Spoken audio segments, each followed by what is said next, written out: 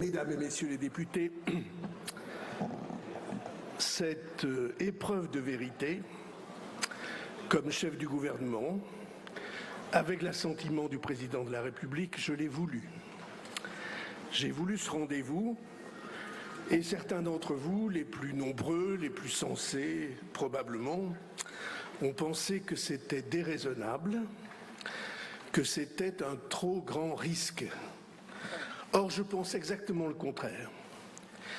Le plus grand risque était de ne pas en prendre, de laisser continuer les choses sans que rien ne change, de faire de la politique comme d'habitude, de faire durer sans prendre les décisions qui s'imposent, jusqu'au moment où l'irréparable est là et où l'on arrive au bord de la falaise.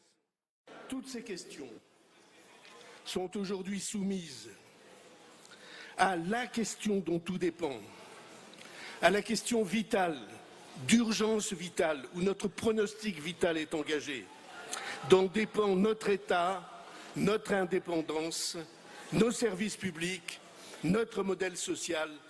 C'est la question de la maîtrise de nos dépenses, la question du surendettement. J'ai été frappé des messages que j'ai reçus pour avoir évoqué les plus jeunes et le poids qui pèse sur leur génération. Ils portent, les plus jeunes, ils portent et vont porter pendant 20 ou 30 ans, ou davantage encore, le poids des milliers de milliards de dettes que leurs aînés ont contractées et qu'ils vont, eux, devoir endosser. Elles n'ont pas été contractées pour équiper le pays comme il aurait fallu, pour décider de leur avenir.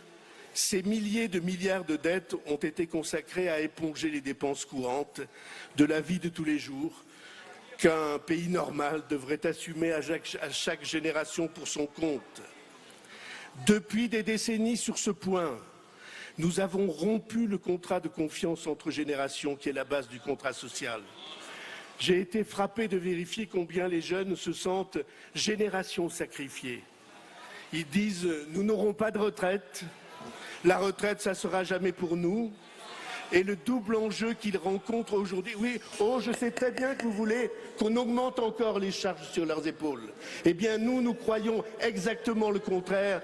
Nous pensons qu'il faut les alléger de manière qu'ils soient libérés de l'esclavage dans lequel on les plonge.